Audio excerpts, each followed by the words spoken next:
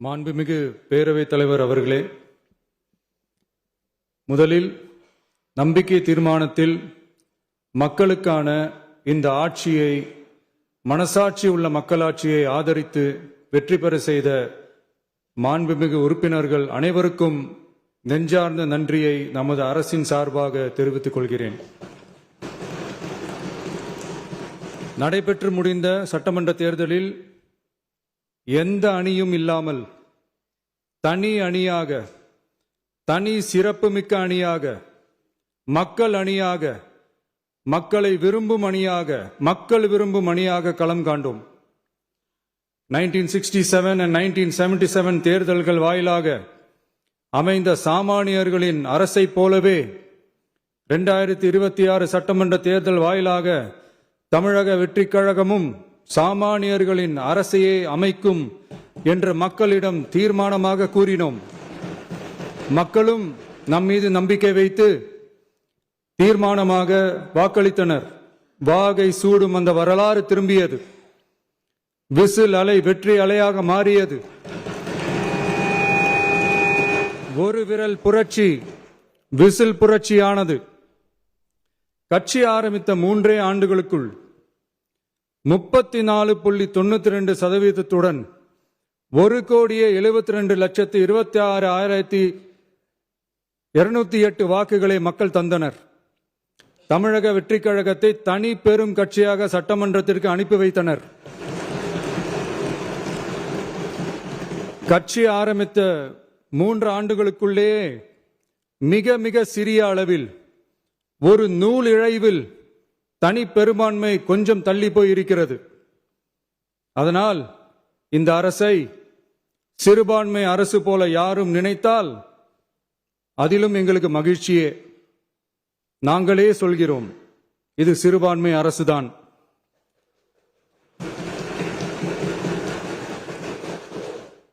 சிறுபான்மை மக்களுக்கான பாதுகாப்பை உண்மையாக நிலைநாட்டும் அரசுதான். அது மட்டுமல்ல, பெண்கள், குழந்தைகள், முதியோர்கள், இளைஞர்கள், அரசு ஊழியர்கள், ஆசிரியர்கள் மற்றும் உழைக்கும் வர்க்கத்தினர் என அனைத்து மக்களுக்குமாக அமைந்த அரசுதான் இந்த அரசு. அந்த நம்பிக்கை அனைவருக்கும் ஏற்பட்டதால் தான் இந்த நம்பிக்கை தீர்மானத்தில் அது நிரூபிக்கப்பட்டிருக்கிறது. இந்த நேரத்தில் இந்த மாமன்றத்தில் நமது அரசு சார்பாக சில உத்தரவாதங்களை நான் தர வேண்டும் என்று விரும்புகிறேன். தமிழக வெற்றிக் கழகத்தின் கொள்கை தலைவர்களான தந்தை பெரியார், பெருந்தலைவர் காமராஜர், அண்ணல் அம்பேத்கர், வீரமங்க வேலு நாச்சியார், மக்கள் சேவகர் அஞ்சலை அம்மாள் ஆகியோரின் வழிகாட்டுதலுடன் இந்த மக்கள் அரசு மனசாட்சி உள்ள மக்களாட்சியை தரும் என்று உறுதியளிக்கிறேன். சமூக நீதி, சமநீதி, சம வாய்ப்புடன், உண்மையான உறுதியான ஜனநாயகத்துடன், மதச்சார்பற்ற சமூக நீதி கொள்கைகளுடன் இந்த அரசு நடக்கும். அதில் சிறிதும் மாற்றமில்லை. நம்முடைய இந்த ஆழமான நம்பிக்கையை மனதார நம்பி வாக்களித்த அனைத்து இயக்கங்களின் தலைவர்களுக்கும், அந்த இயக்கங்களை சேர்ந்த மாண்புமிகு உறுப்பினர்களுக்கும் மீண்டும் நன்றியை தெரிவித்துக் கொள்கிறேன். எம்மதமும் நம் மதமே, எல்லா மக்களும் நம் மக்களே, இதில் வாக்களித்தவர்கள், வாக்களிக்காதவர்கள் என்ற பாகுபாடே இருக்காது. இது எல்லோருக்குமான அரசு. இது சாமானியர்களுக்கான அரசு. இது சாதி மத எல்லைகளை கடந்த அரசு. இது பாகுபாடு காட்டாத அரசு. இது பண்பாடு காக்கும் அரசு. இது பண்பட்ட அரசு. அரசியல் காரணங்களுக்காக யாரையும் எதற்காகவும் புண்படுத்தாத அரசு. இதையெல்லாம் போக போக புரிந்து கொள்வார்கள்.